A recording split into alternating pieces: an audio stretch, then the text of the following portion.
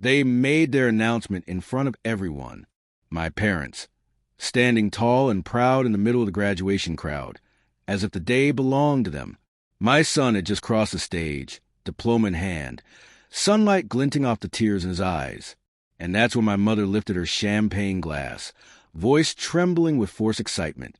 "We have a little surprise. We decided to move his college fund to help Ryan instead. He needs it more." Ryan, my sister's son, the golden child who could do no wrong. For a moment, all I heard was the clinking of glasses.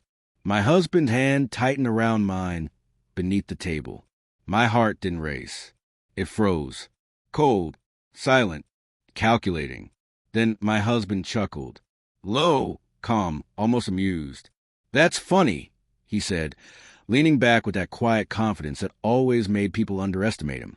"Because we moved it last month." My father blinked. My mother's smile faltered. And then the screaming began. I should start at the beginning, not at graduation, but of the slow, painful unraveling that led us there. I trusted my parents foolishly. They had managed my son's college fund since his birth, a gift they insisted on, so you can focus on being a mother, not an accountant. I believed them. For 17 years, I sent quarterly updates, deposit receipts, thank you cards. I thought our family was built on trust until the withdrawal notice appeared. It was a small thing, an automated email misdirected to me while I cooked dinner, wiping tomato sauce off my fingers. And then my breath stopped. $80,000 transferred to an unfamiliar account under my father's name. Disbelief first, then nausea, then focus. I didn't confront them. Not yet. I didn't want apologies. I wanted clarity on how deep their betrayal ran. So I watched quietly. Over the following weeks, the pattern became clear. My mother's voice softened whenever she mentioned Ryan's college dreams. My father avoided my calls. My sister no longer met my eyes at family dinners. The fun was gone, and they assumed I'd never notice, until it was too late. They were wrong. When my husband came home that night, I didn't cry. I handed him the email. He read it twice, jaw tightening. "You want to ruin them or teach them a lesson?" "Both," I said. We spent the next month rebuilding, quietly, surgically. I pulled every statement, every contract. Legally, the fund was in my son's name, but my parents were co-managers. My husband, a financial advisor, orchestrated a silent maneuver. We opened a new account, transferred the assets we still controlled, and removed their access. Then, through our attorney, we froze the original fund and launched a quiet audit of every transaction. It wasn't revenge yet.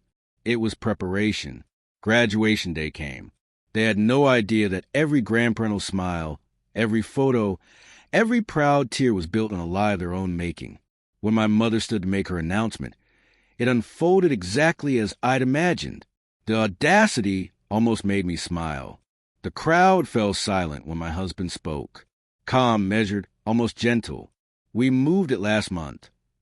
The faces of my parents betrayed them. First disbelief, then dawning horror. My father turned pale. My mother's eyes darted from me to my husband to the guests, searching for control that was already gone. "What do you mean, moved it?" she snapped. I leaned in slightly, voice soft but cutting.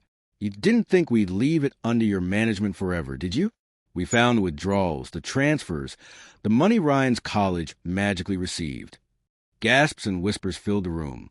"You spied on us," my mother hissed. "No," I said. "I just started paying attention." My husband placed a hand gently on my shoulder, calm, composed. Control, precision. "Before you think of denying it," he added, "our attorney has filed a report. Every transaction, every misused dollar. You'll be hearing from the bank by Monday." The color drained from my father's face. "You wouldn't, we already did." Silence. Thick. Awkward. Perfect. Ryan lowered his gaze. Cheeks burning.